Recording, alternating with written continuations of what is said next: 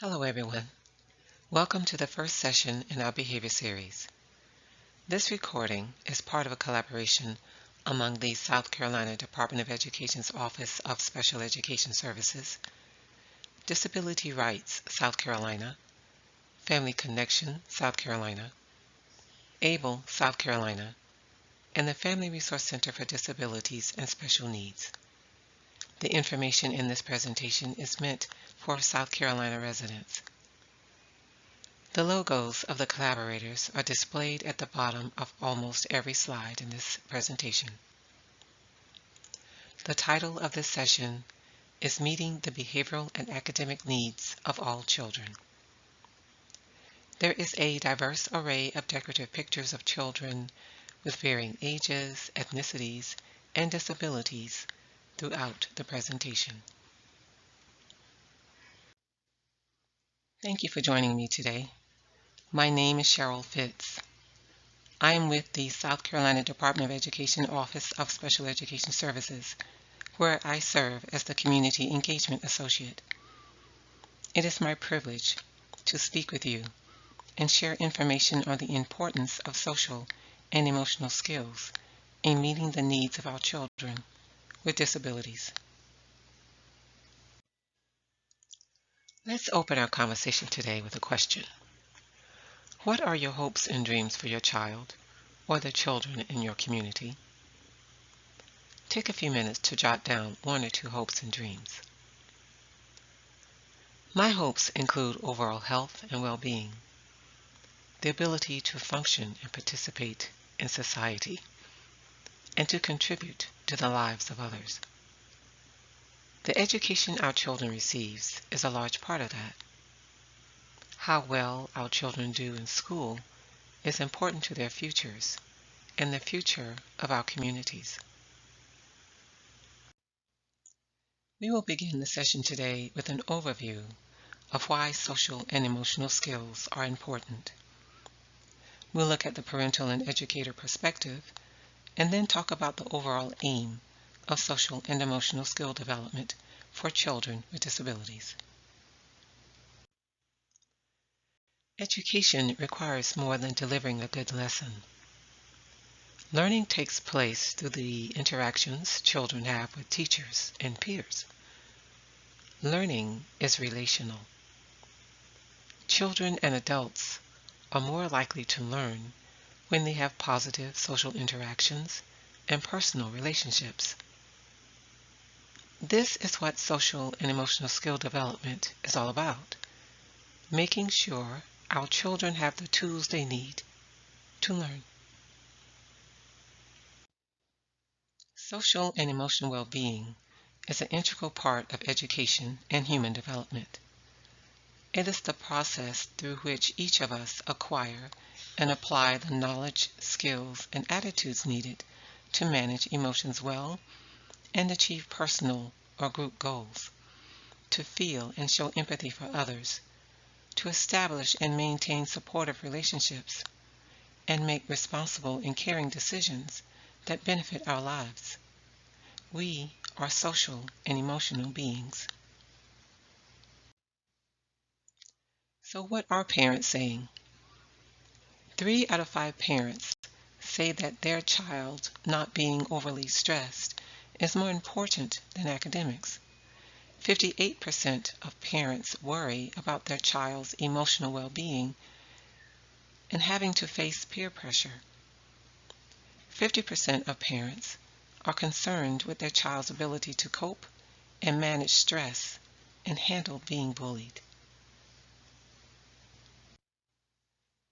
This slide shows results from a 2011 meta-analysis that combined 213 studies of school-based social and emotional skills programs, totaling over 270,000 students K through 12. The report showed improved student attitudes about themselves, others, and school.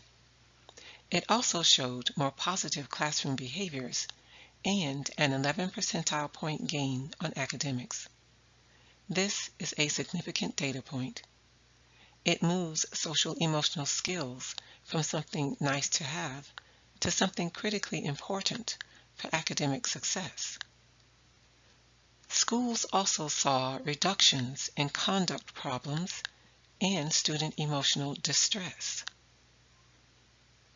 While these are important findings, I want to caution you not to think of social and emotional skills programs as behavior management or a way to fix kids. The differences in student outcomes, like those mentioned in this study, are often due to purposefully teaching relational and behavioral skills, intentionally addressing our children's social and emotional well-being. The goal, the aim, is to increase our children's ability level, their skillfulness and know-how in academic, social, and community-based settings. We are aiming for competence, the ability to do something successfully or efficiently at their developmental level. This competency is important for all children. Social and emotional development is the foundation to effectively engage in lifelong learning.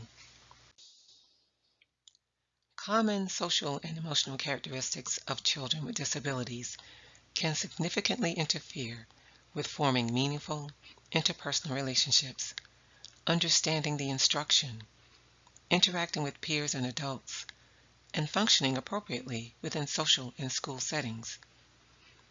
For example, a child diagnosed with attention deficit disorder may be impulsive, inattentive, hyperactive, or any combination of these. As a result, they can find it difficult to observe social cues and body language signals. A child eagerly seeking acceptance may try too hard, not recognize another person's mood, and behave in inappropriate ways. Similarly, children with learning disorders may misinterpret or miss out on the meaning of what is being said. They may process information incorrectly, which leads to inappropriate reactions or conclusions, such as nervous giggling, irrelevant answers, or angry words. This may result in low frustration or tolerance levels. Each of these cases can significantly interfere with children forming meaningful interpersonal relationships or being able to advocate for themselves. Regrettably, these struggles often negatively impact a child's self-esteem and self-confidence to handle daily situations.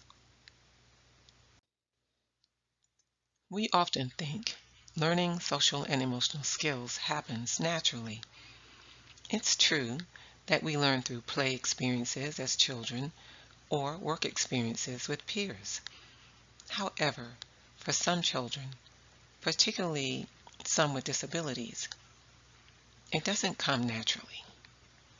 Some children with disabilities may have difficulty understanding their own emotional state or the impact of their own social interactions upon themselves and others. Even an academically talented child lacking social and emotional skills will have difficulty in life. This in turn may lead to anxiety, depression, and even social isolation. Many children with disabilities may struggle with these skills, but we know successful social and emotional development leads to positive outcomes in many different areas. This graphic depicts 5 interrelated social and emotional skills that can be taught and applied at various developmental stages from childhood to adulthood. These skills include self-awareness, self-management, social awareness, relationship skills, and responsible decision-making. Let's take a closer look at these 5 competencies and the skills we are aiming for our children and youth to acquire. Self-awareness. Understanding your own emotions, thoughts, and values, and how they influence behavior across settings.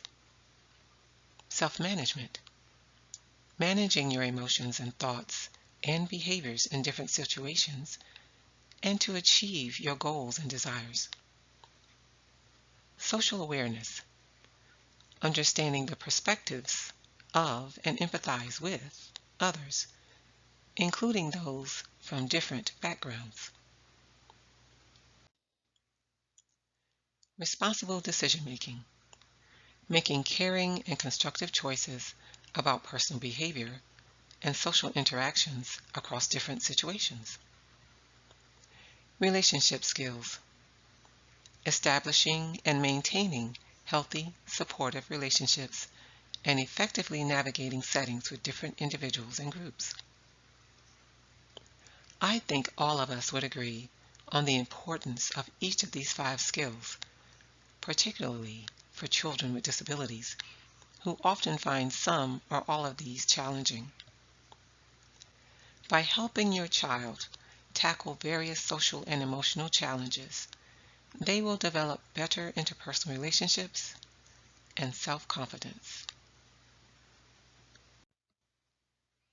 As we end this session, I'd like to share 2 resources that may offer more information. The first is a podcast produced by the Learning Disability Association of America entitled Social Skills for Students with LD. It can be found at the following URL: https://www.buzz.com/1133861//4429769. The second resource is found at the website understood.org entitled Trouble with Social Skills. It provides tips on how to improve these skills for your children. It can be found at the following URL: withle-withle-social-skills-social-skills-skills. Thank you for joining me today. I hope you found the information helpful in understanding social and emotional competence and its importance in promoting positive outcomes for children with disabilities.